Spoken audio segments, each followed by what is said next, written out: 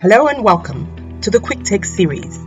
Quicktakes are brief, informal commentary by sustainable and inclusive digital financial service experts on topical events and issues within the financial inclusion ecosystem.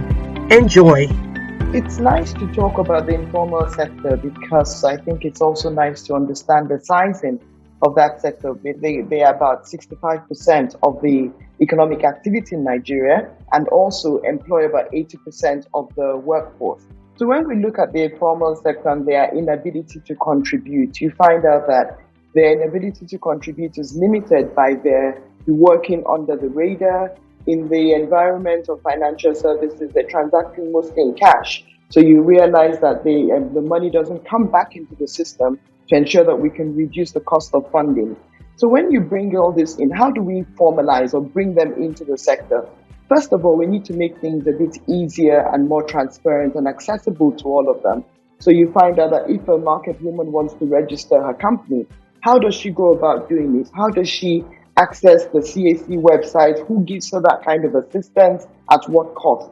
So how do we make things a bit less, more transparent and remove all the opacity in our processes to ensure that this thing is accessible to somebody who wants to check, can I check a business name? Can I register my company? How do I do this and how do I do that? And given the fact that part of one of the characteristics of the informal sector is the fact that a lot of people are at the lower end of the educational cadre, then how do we also ensure that we have support services to guide them and walk them through to ensure that they're not also being marginalized or ripped off?